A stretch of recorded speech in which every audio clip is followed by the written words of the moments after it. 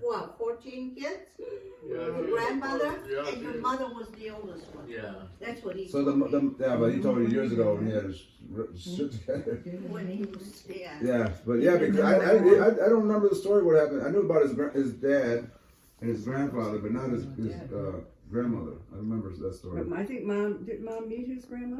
Right, Olga? You said? I don't think so. Dad's grandma. Why'd you go to Minnesota? What you said? I don't know Weren't how you did I at- get to Minnesota. Wasn't it after the war? No, he was in the army. You were in the army? He wasn't in the army yet. No. Oh, that's where No, we met I mom. went to Minnesota. He went to Minnesota and Chicago first, and Minnesota looking for work. Him and his couple friends of his. Oh, yeah. Jerry, was that my grandpa Pena? I don't know. Jerry Pena? No, they weren't. You went with my Uncle Juan. There's somebody else. There was 2 or 3 of them. They went to Chicago to look for work because there was no work here in Michigan. This was before he went to I GM. thought he was in the service when he No, wait a minute. He was at GM, but he got laid off.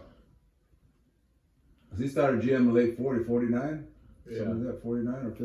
Or And then when did you go to the service? For the 1950?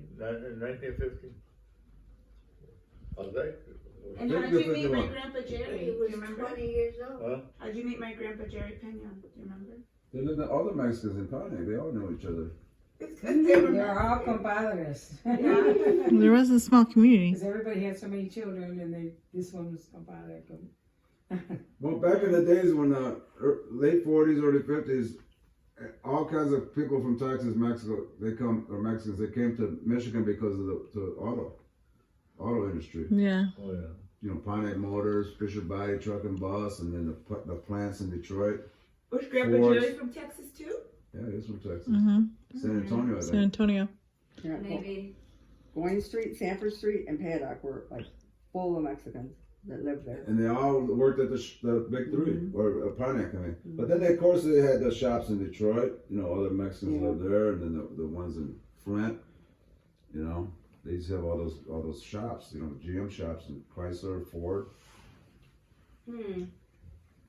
Full of Make a Mexicans. story about that. General Motors needs to make a story about. He's a how- Rodriguez. She's a Rodriguez. There's more in the crowd. So my dad.